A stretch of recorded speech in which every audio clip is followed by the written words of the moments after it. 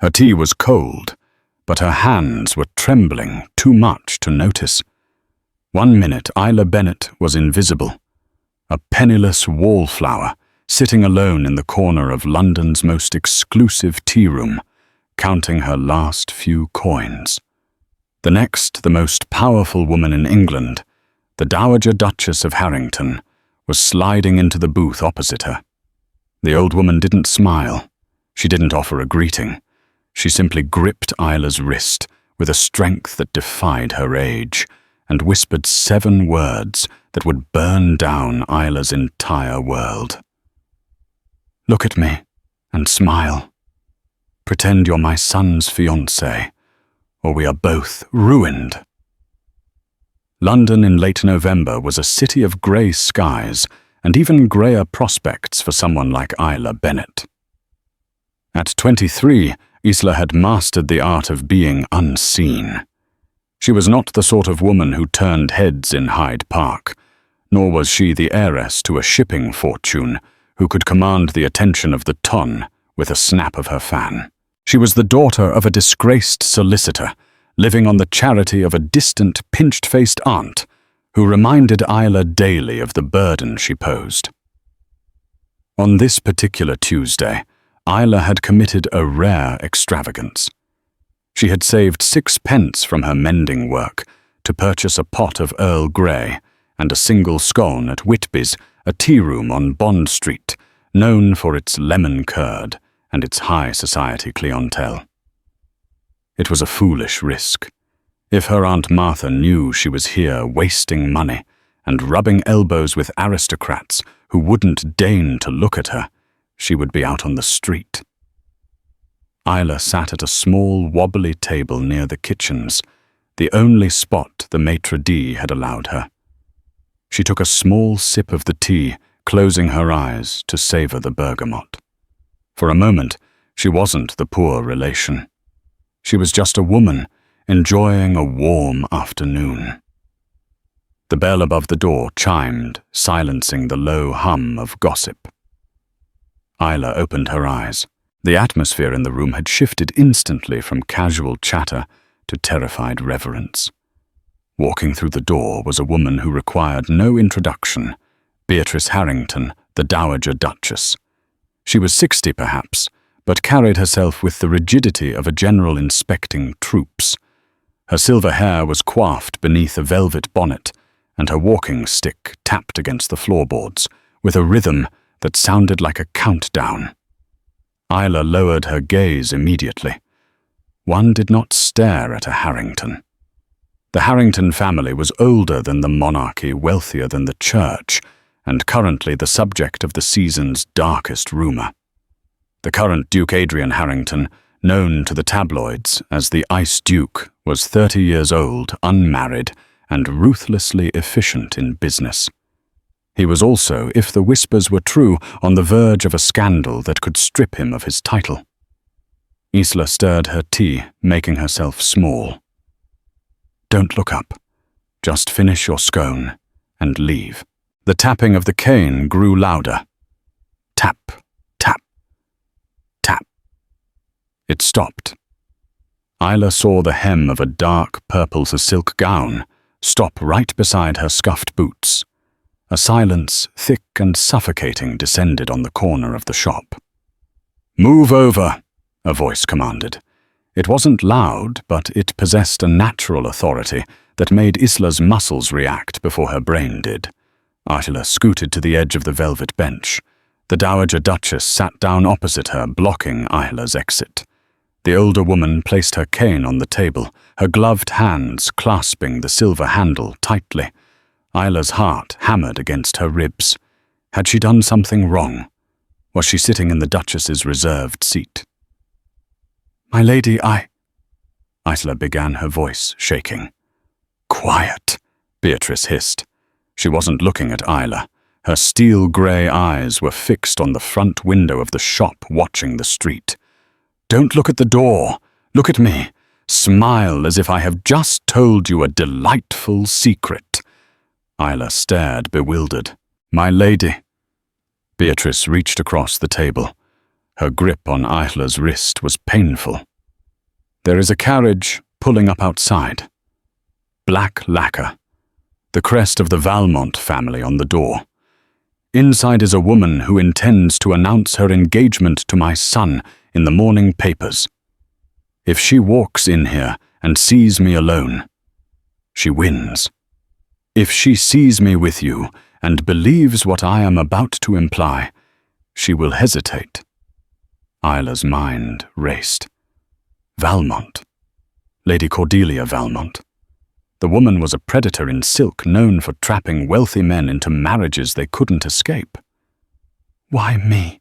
Isla whispered, forcing the corners of her mouth up into a grotesque imitation of a smile. "Because you are nobody," Beatrice said brutally, her eyes scanning Isla's plain brown dress. "You have no family to leverage, no reputation to protect, and you look hungry. I can work with hungry." The shop door opened again. The air grew colder. "Here she is," Beatrice murmured. She leaned in, her voice dropping to a conspiratorial whisper that the rest of the room strained to hear. "Listen to me closely, child. My son Adrian is walking in behind her. He doesn't know you exist. But in 10 seconds, he is going to kiss your hand, and you are going to blush. If you do this, I will pay you £5,000. £5,000. It was enough to buy a cottage, enough to leave her aunt, enough to be free. Isla's breath hitched. "And if I don't, then I will ensure the manager of this establishment knows you stole that silver spoon in your pocket." Isla gasped. She hadn't stolen anything, but who would believe her over a duchess? "Deal," Isla breathed. "Good," Beatrice said, leaning back and raising her voice just enough to be heard by the approaching footsteps. "And that is why the sapphire tiara will look so exquisite on you, my dear." Isla froze. A shadow fell over the table. "Mother!" A deep baritone voice rumbled. Isla looked up. Standing there was Adrian Harrington. He was taller than the newspapers suggested, with broad shoulders that strained against his charcoal coat. His hair was the color of midnight, and his eyes, shockingly blue, were currently narrowed in confusion. Behind him stood Lady Cordelia Valmont, a vision in crimson, her smile tight and predatory. "Adrian," Beatrice said, smoothly gesturing to Isla. "You're late. Your fiancée was just telling me how nervous she is to meet the press." Adrian's gaze snapped to Isla. For a second, there was total silence. Isla saw the shock in his eyes, the flash of anger, and then a flicker of calculation. He looked from his mother's steely glare to Cordelia's triumphant smirk, and finally to Isla's terrified face. He didn't ask who she was. He didn't call for security. Adrian Harrington, the Ice Duke, stepped forward, took Isla's trembling hand in his large, warm one, and bowed. "My apologies, darling," he said, his voice smooth as velvet, but his eyes warning her not to move. "I got held up at the club. Have you told Mother about the date we've set?" The silence in the carriage was louder than the clatter of the horses' hooves on the cobblestones. Isla sat pressed against the velvet squabs of the Harrington carriage, her hands folded tightly in her lap to stop them from shaking. Across from her sat the Duke Adrian and his mother Beatrice. They had left the tea room in a whirlwind of flashbulbs and whispered gasps. Lady Cordelia Valmont had been left standing by the pastry case, her face a mask of shock, her planned ambush ruined. But now the performance was over. Adrian stared out the window, his jaw clenched so hard a muscle feathered in his cheek. He hadn't spoken a word to Isla since they left the shop. "You are insane," Adrian finally said, not turning his head. "Utterly insane, Mother. I saved you. Beatrice replied, calmly adjusting her gloves. Cordelia had the announcement drafted. She has the blackmail letters, Adrian. If she had cornered us alone, you would have had to agree to the union to keep the scandal regarding your father's estate quiet. But now you are unavailable. You are spoken for. Spoken for by whom? Adrian turned his gaze to Isla. It was like being inspected by a wolf. I don't even know her name. Isla, she whispered. Isla Bennett. Miss Bennett. Adrian corrected his tone, icy. Who are you? An actress. A con artist my mother hired from the gutter.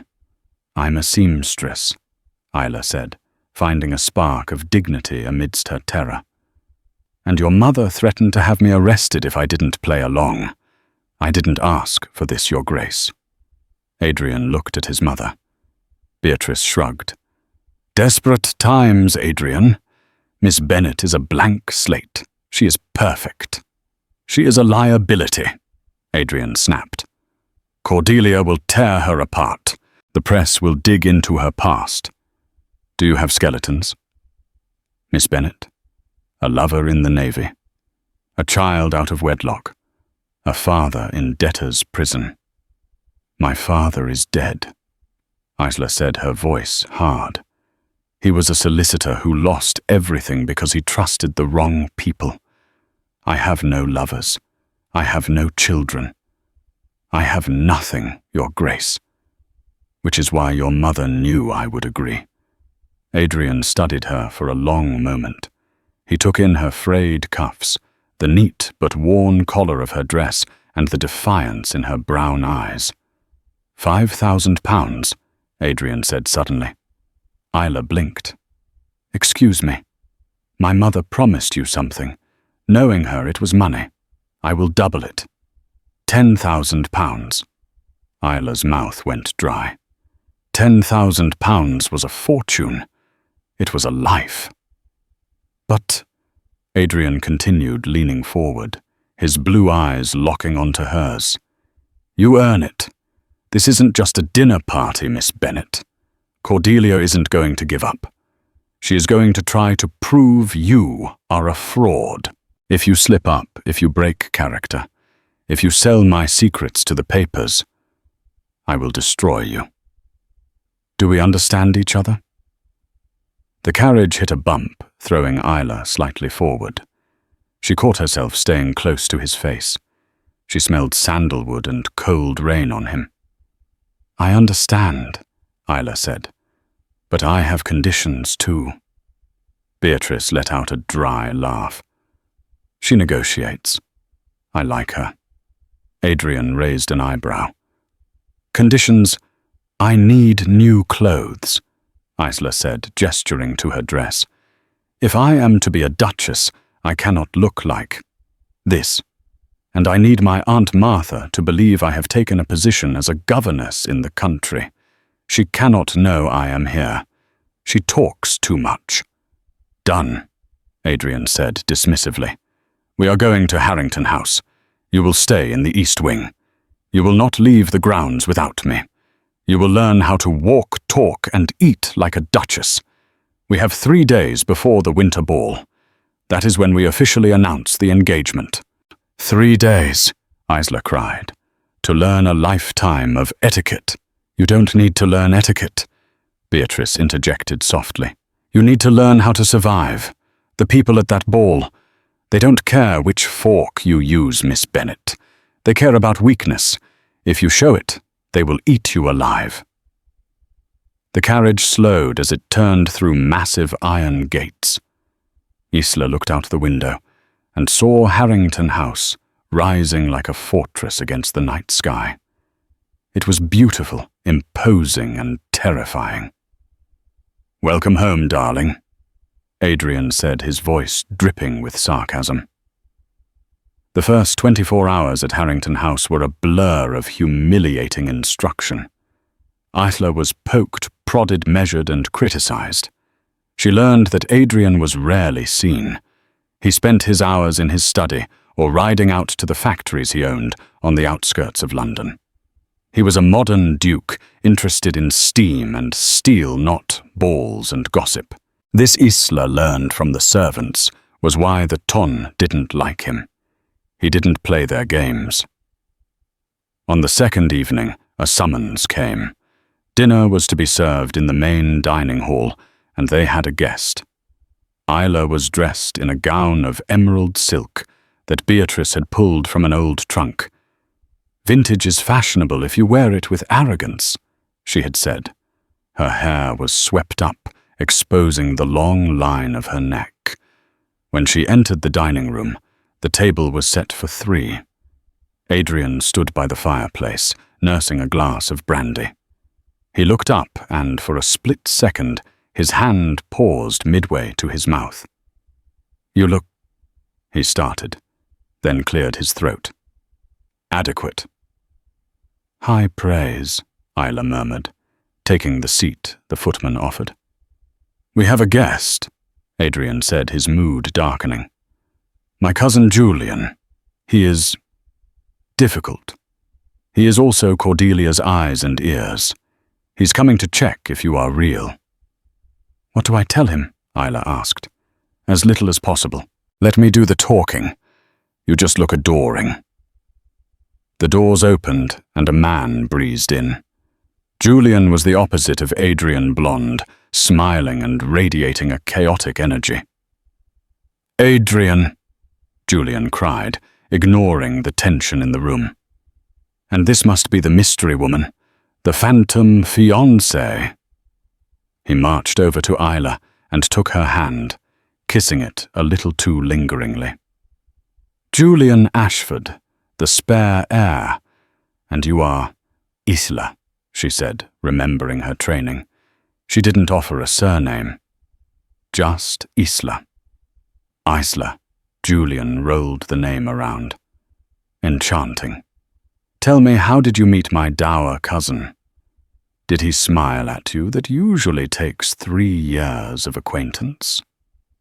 Isla felt Adrian's gaze burning into the side of her head. They hadn't rehearsed a backstory yet. "We met at a library." Isla lied smoothly, surprised by her own quickness. Adrian stiffened. "A library?" Julian laughed, taking his seat. "Adrian hates libraries. He prefers blueprints." "Exactly," Isla continued, gaining confidence. "He was looking for a book on structural engineering. I reached for the same one. He was very rude about it." Adrian blinked. He actually did recall a fight over a book years ago, though not with her. "I wasn't rude," Adrian said, falling into the role. "I was focused." "You were arrogant," Isla said, turning to him with a playful smile. "You told me that a woman wouldn't understand the load-bearing capacity of a suspension bridge, so I quoted the formula for tensile strength back to you." Julian's eyes widened. "She's lying, Adrian. Tell me she's lying. A woman who knows math, you must marry her immediately."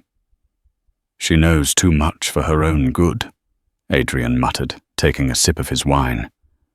But under the table, his foot brushed against hers. It wasn't a kick, it was a gentle pressure. A signal. Good job. The dinner proceeded well until the dessert course. Julian, having consumed 3 glasses of wine, leaned forward, his eyes gleaming with malice. "So," Julian said, dropping his voice, "does she know about the Blackwood incident, Adrian?" The air left the room. Isla saw Adrian's knuckles turn white around his glass. Beatrice, who had been silent, dropped her fork with a clatter. "Julian!" Adrian warned, his voice a low growl. "Oh, come now," Julian smirked. "If she's to be the Duchess, she ought to know why the last potential bride ran away screaming in the night, or why Cordelia thinks she owns you." Isla looked between them. "What is the Blackwood incident?" "Nothing," Adrian said sharply. Get out, Julian." "It's not nothing." Julian laughed. "It's the reason the Ashford family is cursed. It's the reason your father died. I said get out." Adrian stood up, his chair scraping violently against the floor. Julian stood up slowly, wiping his mouth with a napkin. Fine. I'll report back to Cordelia that the little mouse has teeth. But be warned, Isla. Adrian isn't protecting you from the world. He's using you as a human shield. Ask him what happened at Blackwood Manor. Ask him why he never sleeps past 3 a.m. Julian sauntered out. Isla sat frozen. She looked at Adrian. He was trembling not with fear, but with a rage so profound it terrified her. "Is it true?" Isla asked softly. "Are you using me?" Adrian turned to her. The warmth from the library story was gone. The Ice Duke was back. "I am paying you £10,000 to be a shield, Miss Bennet," he said coldly. "Do not mistake a business transaction for a fairy tale. Go to your room." Isla stood up. She didn't run. She walked slowly to the door, paused and looked back. "I may be poor Adrian," she said, using his first name without permission. "But I am not stupid. You're scared. And whatever is hunting you, you can't fight it alone." She left him standing in the shadows of the great dining hall. The night of the winter ball arrived with a flurry of snow and anxiety. Harrington House was lit by thousands of candles. Carriages lined the drive for a mile. Isla stood before the full-length mirror in her chambers. She hardly recognized herself. The dress was a masterpiece of midnight blue velvet off the shoulder, encrusted with tiny diamonds that caught the light like stars. On her neck sat the Harrington sapphires, heavy cold and priceless. "You look like a queen," Beatrice said from the doorway. It was the first compliment the older woman had given her. "I feel like a fraud," Isla admitted. "Good. Frauds work harder," Beatrice said. "Tonight Cordelia will make her move. She will try to separate you from Adrian. She will try to corner you. Do not let her." Isla took a deep breath and descended the grand staircase. Adrian was waiting at the bottom. He wore a black tailcoat, his medals pinned to his chest. When he saw her, he stopped breathing. He didn't say she looked adequate. He simply held out his arm. "Stay close to me," he murmured as she took his arm. "If you get overwhelmed, squeeze my arm twice, and we will leave." "I won't run," Isla whispered. They entered the ballroom. The music stopped. 300 heads turned. The silence was deafening. They walked the gauntlet. Whispers hissed like snakes. "Who is she?" "Look at the jewels. Is that the seamstress?" "No, it can't be." Midway across the floor, the crowd parted. Lady Cordelia Valmont stood there. She was dressed in blood-red satin, looking like a wound in the room. "Adrian," Cordelia purred. "And this must be the little distraction." "This is my fiancée," Adrian said, his voice carrying across the silent room. "Isla Bennet." Cordelia stepped closer, invading Isla's personal space. She smelled of heavy roses and rot. "Isla Bennet," Cordelia mused. "Such a plain name. Tell me, Isla, did Adrian tell you about the fire?" Isla stiffened. The fire at Blackwood." Cordelia smiled, her eyes darting to Adrian. 10 years ago, his father died in it. Everyone thinks it was an accident, but Adrian knows the truth. Don't you, darling? He knows who lit the match. Adrian's arm under Isla's hand turned to stone. "That is enough, Cordelia," Adrian said. "Is it?" Cordelia laughed. She turned to the crowd, raising her voice. "Ladies and gentlemen, a toast to the Duke and his new bride. Let us hope she has better luck than the last woman who loved an Ashford. Let us hope she doesn't burn." The room gasped. Isla felt Adrian about to snap. She could feel the violence radiating off him. If he attacked Cordelia now in front of everyone, he would be ruined. The mad Duke narrative would be confirmed. Isla let go of Adrian's arm.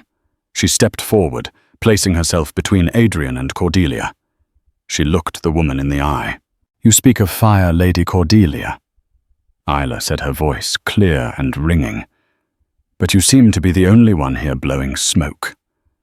Nervous laughter rippled through the crowd. "You think you know this family?"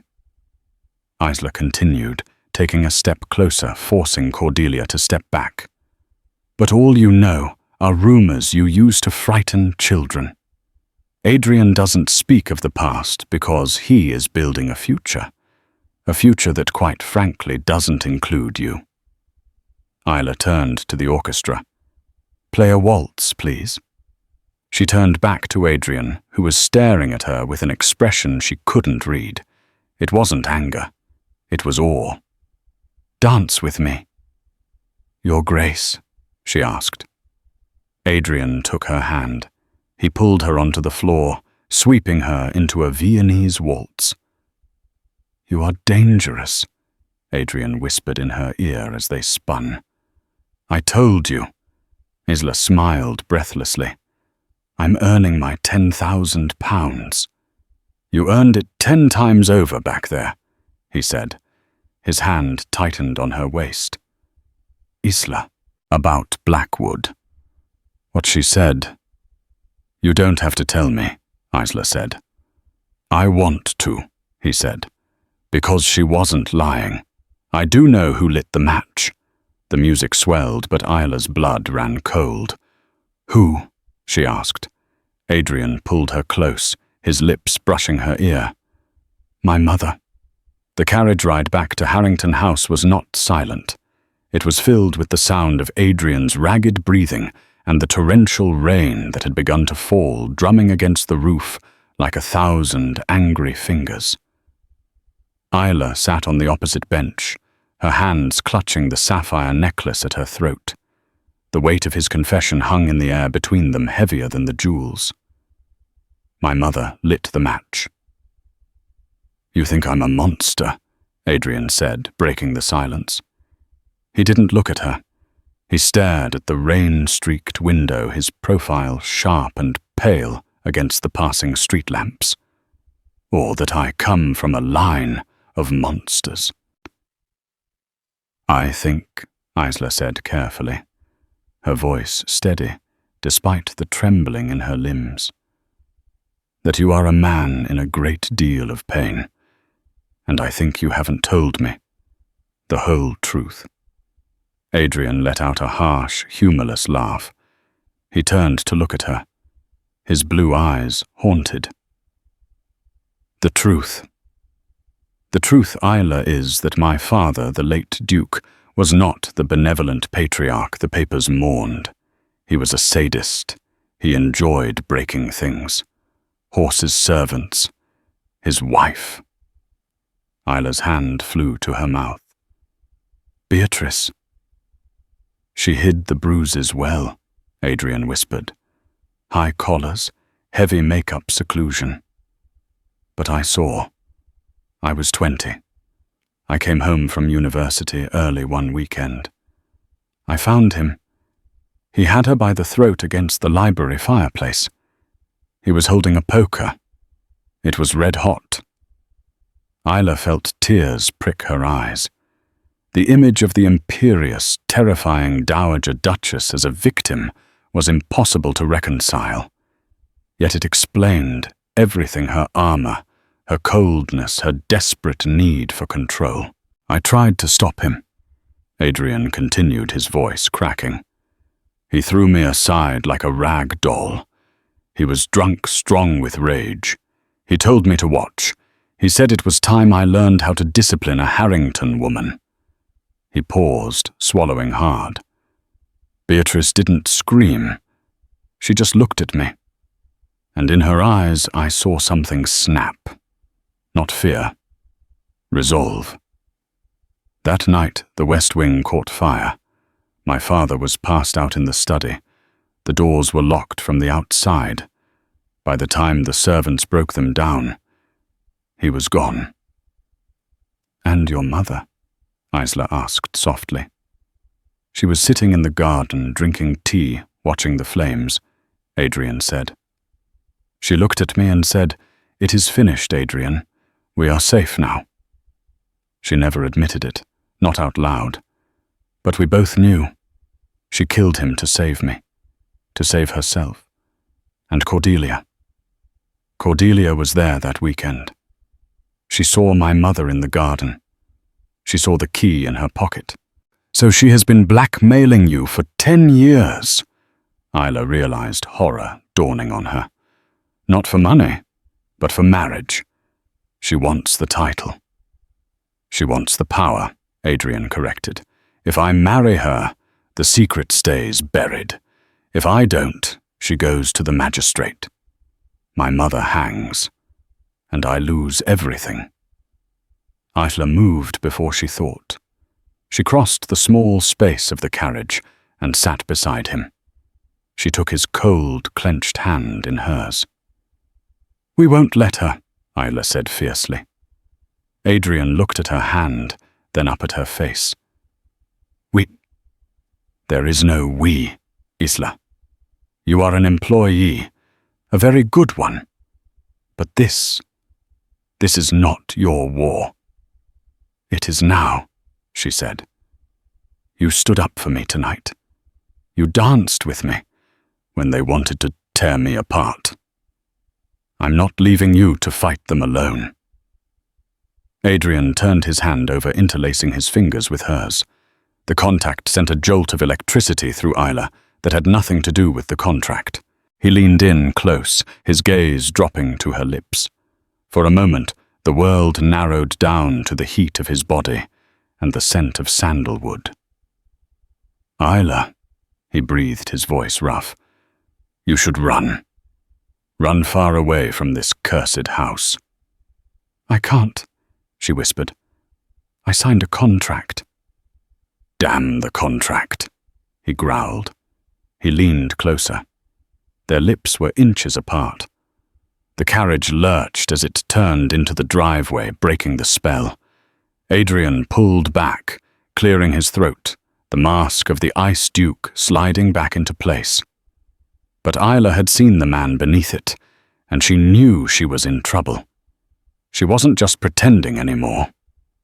When they entered the foyer, Beatrice was waiting. She stood at the top of the stairs, still in her purple gown, looking like a gargoyle guarding a cathedral. "You were reckless," Beatrice stated, her voice echoing in the vast hall.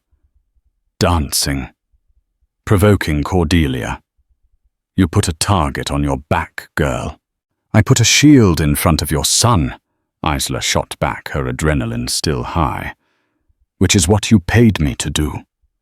Beatrice's eyes narrowed. She descended the stairs slowly, her cane tapping. She stopped in front of Isla and studied her face. For the first time, the older woman looked tired. The lines around her mouth deepened. "She will come for you now," Beatrice said softly. "Cordelia does not like to lose. She will dig up every scrap of dirt on you. She will find your aunt. She will find your debtors. Let her." Adrian stepped in, placing a protective hand on Isla's lower back. "Isla is staying in the master suite tonight." Beatrice's eyebrows shot up. "The master suite, that is unconventional, even for a fiancé." "It is the only room with a lock strong enough to keep Julian out," Adrian said grimly. "And I want her where I can see her." "Very well," Beatrice murmured. She turned to leave, then paused. "Isla." "Yes, Your Grace." Beatrice didn't turn around. "You danced well." It was the closest thing to an apology Isla would ever get.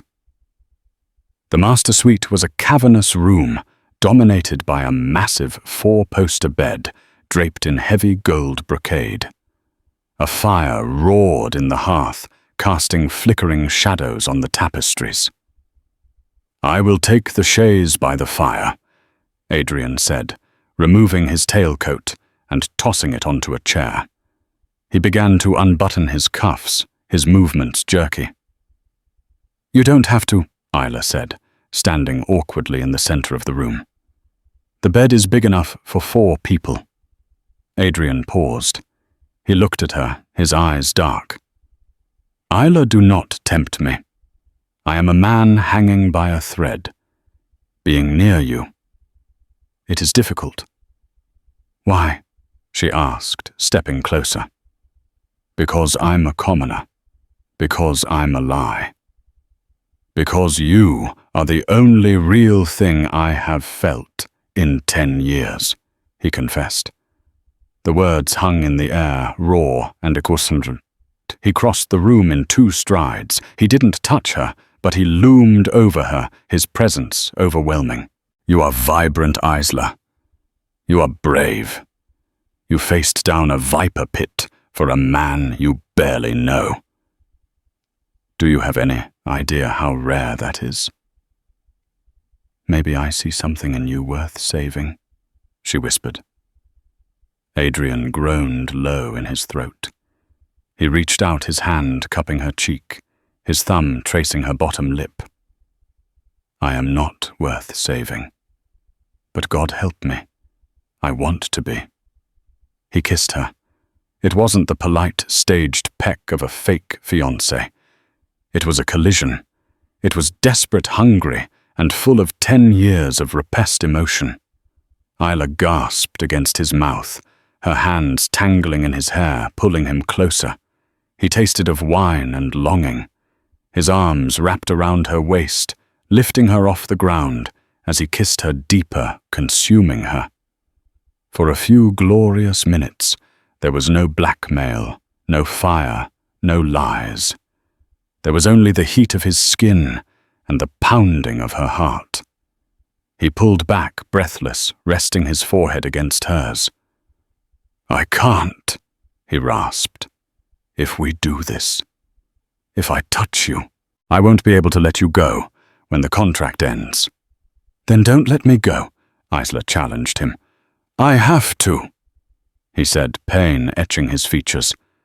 "Because when Cordelia drops the axe, I will be a ruined man, a criminal's son. I won't drag you down into the mud with me." He stepped back, putting distance between them. "Sleep, Isla. Tomorrow is going to be a war." He retreated to the chaise, turning his back to her. Isla lay in the massive bed alone, her body humming, her heart breaking. She realized then that she hadn't just sold her reputation for £10,000. She had sold her heart for free. The morning sun did not bring hope. It brought Julian Ashford. Isla was awakened by the sound of shouting downstairs. She threw on a silk dressing gown, one of the many Beatrice had provided, and rushed out onto the landing. Below in the foyer, Julian was waving a newspaper in the air like a flag of victory. He was flanked by 2 men who looked suspiciously like constables, though they wore plain clothes.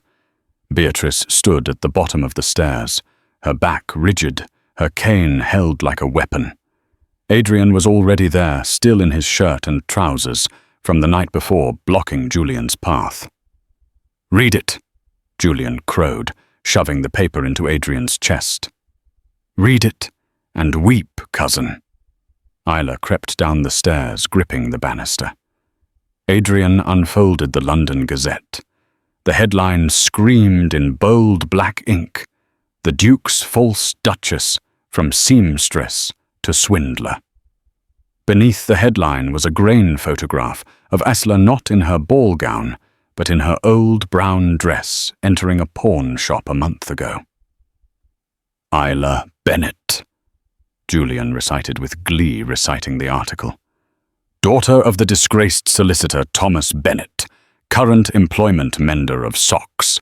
Debts £400. Known associates none of note, until she was seen conspiring with the Dowager Duchess in a tea shop on Bond Street just 3 days ago. Julian looked up, his eyes locking onto Isla on the stairs. Good morning, Miss Bennet. Or should I say, the little match girl. Get out of my house. Adrian said, his voice deadly calm. He ripped the newspaper in half. I'm afraid I can't do that, Julian smirked. You see, Cordelia was very thorough. She didn't just go to the press. She went to the magistrate. He gestured to the 2 men. Inspectors. They are here to investigate a fraud, soliciting money under false pretenses, impersonating nobility to defraud creditors. It's a serious crime, Adrian. We are engaged, Adrian said. She is not impersonating anyone. I intend to marry her. Do you? Julian laughed. Then why is there a witness claiming she heard the Dowager Duchess offer Miss Bennet £5,000 to play the part? Isla froze. The waitress, the girl at the tea shop, must have heard them. This is ridiculous, Beatrice snapped. I was offering her a dowry. Since when is charity a crime? Since it was used to obstruct the lawful engagement of Lady Cordelia Valmont. A voice drifted from the open door. Cordelia walked in. She looked fresh, rested, and triumphant. She wore a walking suit of pristine white, looking like an avenging angel. Hello, Adrian, she smiled. I gave you a choice. You chose the mouse. Now the mouse gets caught in the trap. She turned to the inspectors. Arrest her. You will not touch her. Adrian stepped forward, placing himself between Isla and the law. If you arrest her, you arrest me. I am the one who announced the engagement. Oh, Adrian, don't be a martyr. Cordelia sighed. It's boring. Look, I'm a reasonable woman. I can make this all go away. The inspectors can get lost. The newspaper can print a retraction claim it was a case of mistaken identity. At what price? Adrian asked. You know the price, Cordelia whispered. Marry me. Today. By special license. We announce it this afternoon. Isla admits she was a temporary infatuation, a mental lapse on your part. She leaves London with a nice payout, and the Blackwood secret stays buried. She paused, her eyes flickering to Beatrice. And your mother stays out of prison. The silence in the hall was suffocating. Isla watched Adrian's back. She saw the tension in his shoulders. He was cornered. If he fought, they all went down. If he surrendered, he was shackled to a monster forever. Isla knew what she had to do. She walked down the remaining stairs, her head high. The silk of her robe rustled softly. No, Isla said. Everyone turned to her. Isla, Adrian warned. Be quiet. I won't be quiet, Isla said. She walked past Adrian and stood toe-to-toe with Cordelia. You think you hold all the cards, Lady Valmont, but you forgot one thing.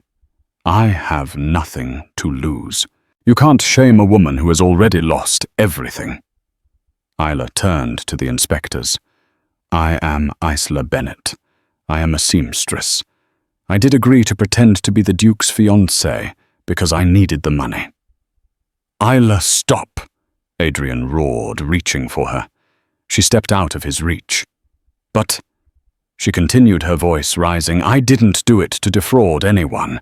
I did it because this family needed help. And as for the fire at Blackwood, Cordelia's eyes widened. You shut your mouth, girl. The fire at Blackwood, Isla said, looking directly at the inspectors, needs to be reinvestigated, because if there is a blackmailer involved, surely the law should know about that too. You hold your tongue, Cordelia shrieked, her composure cracking. Arrest her. Take her away. Wait! Beatrice's voice cut through the chaos. The Dowager Duchess stepped forward. She looked older than she ever had, but her eyes were clear. She walked over to Isla and placed a hand on her shoulder. "She is lying," Beatrice said. Isla gasped. "Your Grace, she is lying to protect us," Beatrice said to the inspectors. "Isla Bennet is not a fraud. She is my son's true love. The money was a gift for her aunt. And as for the fire—" Beatrice looked at Cordelia. "Go ahead, Cordelia. Tell them. Tell them what you know. But remember, if you open that door, you walk through it too. Because I remember seeing you at Blackwood that night. I remember you standing by the stables. I remember you holding a lantern." Cordelia went pale. "You're bluffing." "Am I?" Beatrice smiled a terrifying, shark-like smile. "I'm an old woman, Cordelia. I have made my peace with God. If I go to prison, I die in a cell. But you are young. You are beautiful. You would do poorly in Newgate prison." It was a standoff, mutually assured destruction. Cordelia's eyes darted around the room. She saw Adrian's clenched fists. She saw Beatrice's resolve. She saw the inspectors looking confused and uncomfortable. "Fine," Cordelia hissed. "Fine. You want to play it this way? Then let's play." She turned to Julian. "Burn it." "What?" Julian blinked. "Burn the factory," Cordelia said, her voice shaking with rage. "The textile mill in the East End, the one Adrian has poured his entire fortune into. If I can't have the title, I'll make sure there's no fortune left to inherit." "You wouldn't," Adrian said. "I already gave the order." Cordelia smiled cruelly. "My men are there now. You have about 20 minutes before your precious machines and the workers inside are ash. Unless what?" Adrian demanded. "Unless you sign the marriage contract. Right now." Adrian looked at Isla. He looked at Beatrice. Then he looked at the door. "Go," Isla screamed at him. "Go save the workers. Don't sign anything." "I can't leave you with her," Adrian shouted back. "I can handle her," Beatrice said, raising her cane. "Go, Adrian. Save your legacy." Adrian hesitated for a fraction of a second. He grabbed Isla, kissed her hard on the mouth, a kiss of promise and terror, and then turned and bolted out the door into the rain. "Now," Cordelia said, pulling a small pistol from her purse. "Since the Duke is gone, let's finish this conversation." The foyer was silent, save for the ticking of the grandfather clock and the heavy breathing of the four people left standing: Isla Beatrice, Cordelia, and Julian. The inspectors, sensing a domestic dispute that was escalating into madness, had backed away toward the door, unsure whether to intervene or flee. "You can't shoot us," Isla said, keeping her voice calm, though her heart was hammering against her ribs. "The inspectors are right there." "They work for the highest bidder," Cordelia sneered. "And I pay better than the crown. Julian, lock the doors." Julian hesitated. He looked at the gun in Cordelia's hand. "Cordelia, this is going too far. Arson is one thing. Murder—" "Do as you are told, you coward," she screamed. Julian moved to the heavy oak doors and slid the bolt home. The ominous thud echoed like a coffin lid closing. "You are going to write a letter," Cordelia said, aiming the gun at Isla. "A suicide note. Confessing to the fraud, confessing to the blackmail. And then, well, tragic accidents happen on slippery staircases." Beatrice stepped in front of Isla. "You will have to shoot me first." "Gladly," Cordelia spat. "Wait." Isla stepped around Beatrice. Her mind was racing. She needed time. Adrian needed time to get to the factory and back. She needed to distract Cordelia. "You don't want to kill us," Isla said. "You want to win. Killing us is messy. It makes you a fugitive. But if you let us go, I will leave." "You'll leave?" Cordelia lowered the gun slightly. "I will disappear." Isla lied. "I will sign a confession, saying I tricked Adrian. I will say Beatrice was senile and I manipulated her. I will take all the blame. Adrian will be the victim. You can comfort him. You can marry him." "Isla, no," Beatrice hissed. "Quiet," Isla commanded the Dowager Duchess. She looked Cordelia in the eye. "I just want to live. I'm a coward, Lady Valmont. Just like you think. I'm a nobody. Let me go, and you get everything you want." Cordelia considered this. Her vanity was her weakness. She wanted him to believe she had won. She wanted to believe Isla was weak. "Write it," Cordelia said, gesturing to a writing desk in the corner. "Write the confession. Now." Isla walked to the desk. She picked up the quill. Her hand shook. She dipped it in the ink. She wrote, slowly, stalling. "I, Isla Bennett." Outside, the storm raged. "Hereby confess." Isla's eyes darted to the window. She saw a flicker of movement in the garden. Shadows. Not the police. Not Adrian. It was the factory workers. Adrian had not gone to the factory alone. He had brought through the factory to them. Crash. The library window shattered inward. A Molotov cocktail, ironically the weapon of the revolution Adrian's peers feared, sailed into the room and landed on the rug. But it wasn't lit. It was a distraction. Through the broken window, rough hands reached in. Burly men covered in soot and rain. Adrian's foreman, a giant of a man named Thomas, climbed through, followed by 3 others. What is this?" Cordelia shrieked, spinning around, the gun wavering. "Union meeting." Thomas grunted. Before Cordelia could fire, Beatrice moved. For an old woman with a cane, she was lightning fast. She swung the heavy silver handle of her walking stick and struck Cordelia's wrist. Crack! Cordelia screamed and dropped the gun. The pistol skittered across the floor. Isla dove for it. She scrambled on her hands and knees, her silk robe tearing. Her hand closed around the cold metal, just as Julian lunged for her. Isla rolled onto her back and pointed the gun at Julian's chest. "Sit. Down," she commanded. Julian froze his hands in the air. I was just watching. I didn't do anything." The front door burst open. The wood splintered around the lock. Adrian stood there. He was soaked to the bone, his shirt clinging to his chest, his face streaked with soot. Behind him were more workers, and behind them the real police, the Scotland Yard officers Adrian had summoned from the factory telegraph office. He looked at the scene, Cordelia clutching her broken wrist, Beatrice breathing hard but looking triumphant, and Isla on the floor holding a gun on Julian Ashford. Adrian walked over to Isla.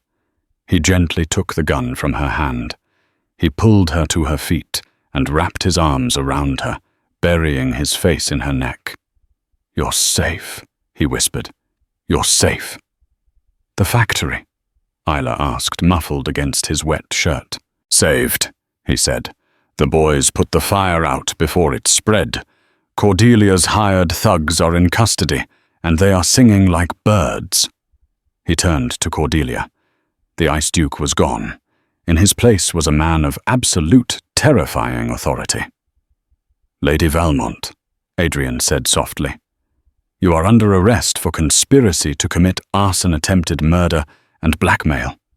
And Julian, you are under arrest for being an idiot accomplice."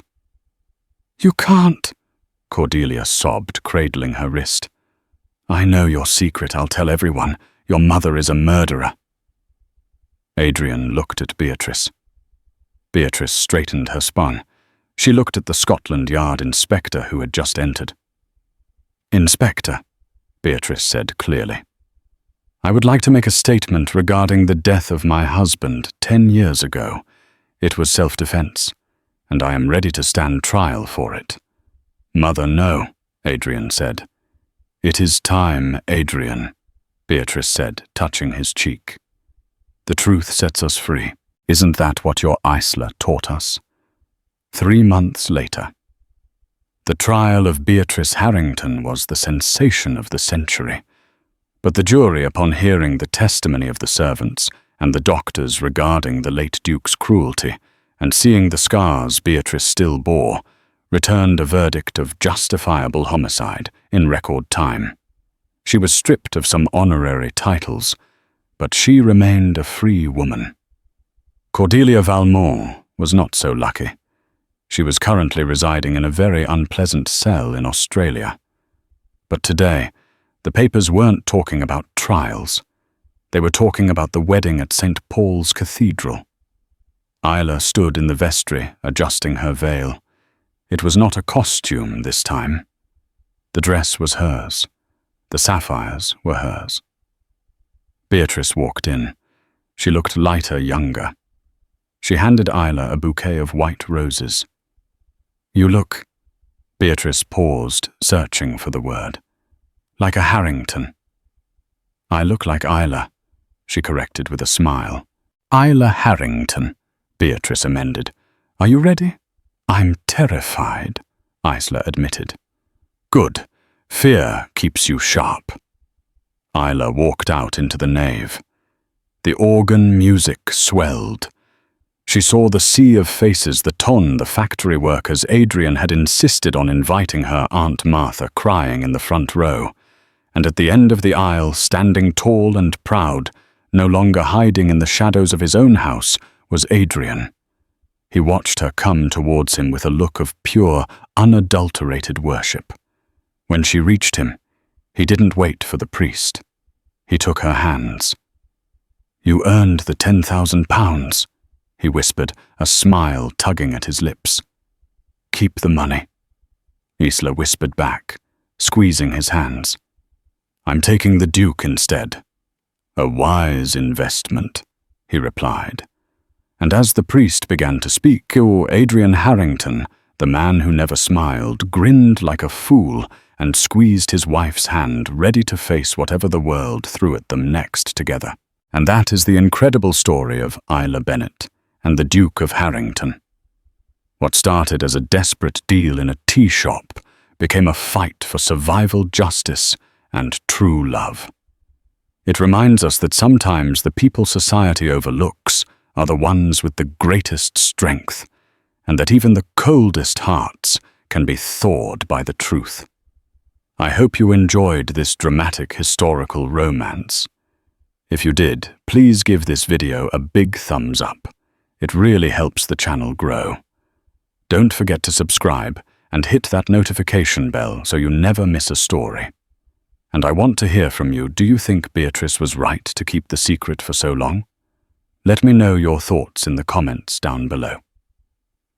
Thanks for watching, and I'll see you in the next story.